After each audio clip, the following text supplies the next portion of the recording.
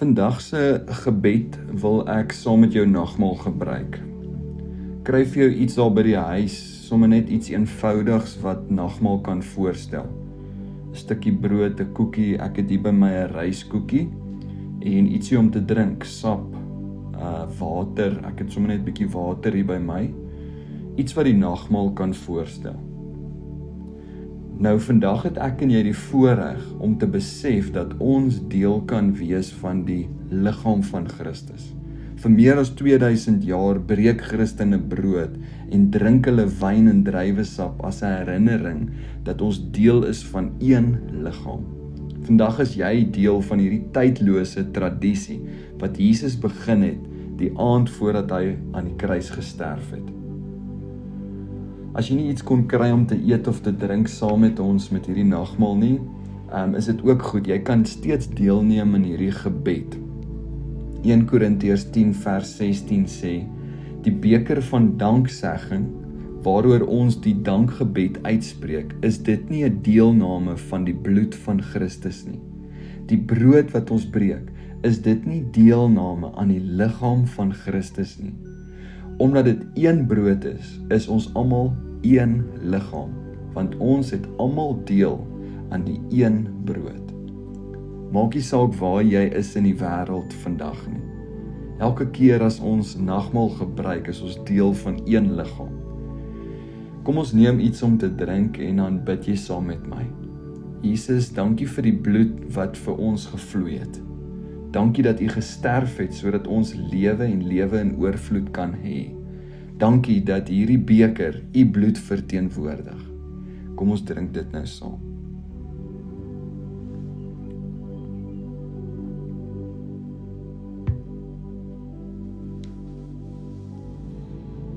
Hierdie vers gaan verder om te sê, die brood wat vir ons breek, is dit nie deelname aan die liggaam van Christus nie. Die Bybel leer ons dat sy liggaam letterlik gebreek is vir ons. Hoe hy geslaan is, die spykers wat sy liggaam deurboor het, die dorings wat in sy voorkop ingesteek het. Sy liggaam gebreek sodat ons heelheid kan beleef.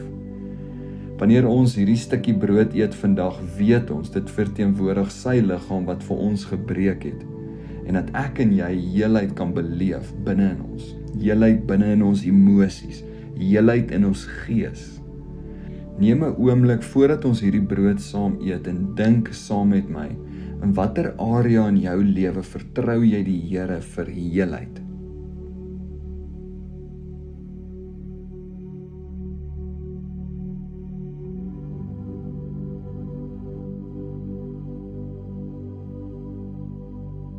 Jesus, dankie dat U liggaam gebreek is, dankie dat U gelei het vir ons.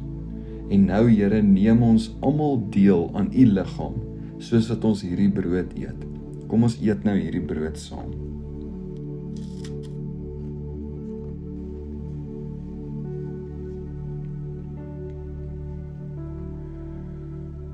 Jesus, dankie dat hierdie skrif verklaar, omdat dit een brood is ons almal een liggaam, want ons het almal deel aan een brood.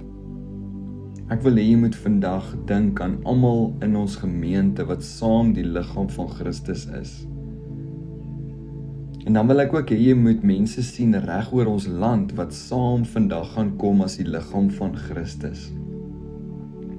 Reg oor die wêreld is daar mense wat nagmaal gebruik en deel vorm van die liggaam van Christus.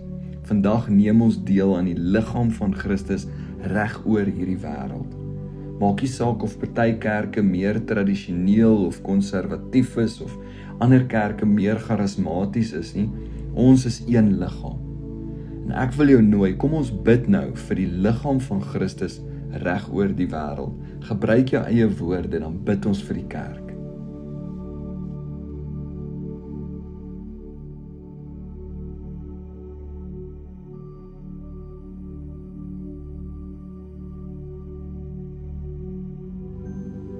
Jesus, dankie dat ons deel kan wees van U liggaam op aarde. Reg oor die wêreld kan ons deelneem aan U liggaam. Kom ons bid vir die liggaam van Christus eerstens in ons area hier in Pretoria. Ek bid vir eenheid onder Christene, Here. Verskillende kerke, dat ons sal fokus op U, Jesus, en U alleen. Ek kom ook nou, Here, en ek bid vir ons land, elke kerk, wat onder 'n boom bymekaar kom, of binne in 'n gebou bymekaar kom, dat U teenwoordigheid elke gelowige sal vul met U krag, en dat ons as kerk sal saam staan, saam sal bid, en die wêreld sal transformeer. Ek bid dit in Jesus naam. Amen.